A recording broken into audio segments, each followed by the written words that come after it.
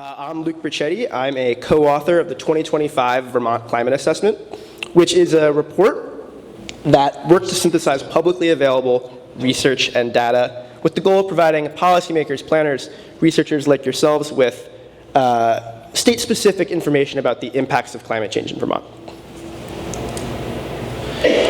And the assessment was unique because it was primarily led by grad student co-authors, right, with significant help from undergrads.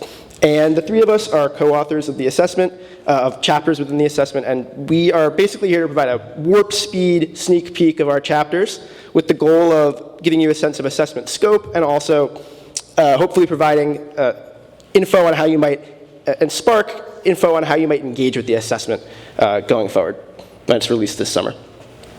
So I was a co-author of the infrastructure chapter.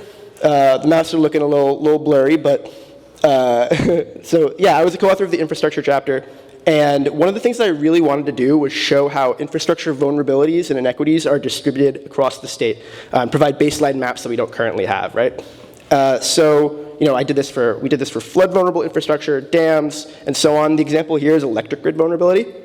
So you can see overhead versus underground transmission lines around the state. And you know, this matters because overhead lines are more vulnerable to strong winds, ice storms, things of that nature that are accelerating under climate change. And so utilities are trying to move lines underground as much as possible. This process is slow. And you can see here that it's been much faster in Chittenden County than the rest of the state. And then on the right is kind of building off of that wood power pole ages by municipality. I really like this map. You know, essentially this matters because older poles are more likely to have decay and therefore more likely to be impacted by strong storms, right? So these poles generally last 30 to 40 years. You can see on average, a lot of the municipalities in Vermont are exceeding that, including Brunswick in Essex County up here, which is, had the oldest poles in the state with an average age of 52 years. So yeah, these are just some examples from the assessment. I'm gonna pass it to Maura. Both. Hi, I was a co-author on the Recreation and Tourism chapter. One of the flavors of what you'll get in the VCA is local adaptation stories. So for example, we talked about how rising temperatures and decreasing snowfall are limiting activities that rely on snow, but even snow making requires consistent cold nighttime temperatures. And so Sleepy Hollow, a beloved Nordic ski center, is developing a snow farming system where they produce extra snow in the coldest part of winter, insulate it over the summer, and then are able to spread it out at the start of the next season, regardless of the conditions.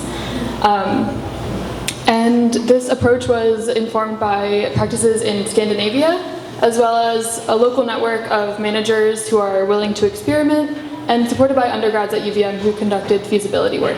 And I'll pass it over to Anna. Thanks, Maura. Knock, knock. Anna, who is probably what you'll say if you read the Human Health chapter, because it's written by two Annas. Thank you. And in it, oh, sorry, I'm not holding this. And in it, we talk about things like heat and how emergency room visits spike on hot days. We talk about ticks and how incidence of Lyme disease has quadrupled in the past 16 years. And we also talk about things like mental health, where there's definitely room to improve our understanding in Vermont. But one thing I want to highlight today that's new in the assessment is this concept that single solutions can both mitigate climate change and improve health. A great example of this is weatherization and home improvements.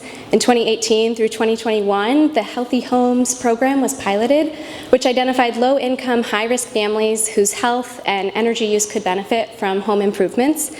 And by ensuring that homes were dry, clean, well-ventilated, and thermally insulated, families in the program had better health outcomes and saved energy. The full report will be out this summer, and we're continuing to do outreach activities throughout the year. Other authors are also in the audience. Raise your hand. So come talk to us at the break. Thank you.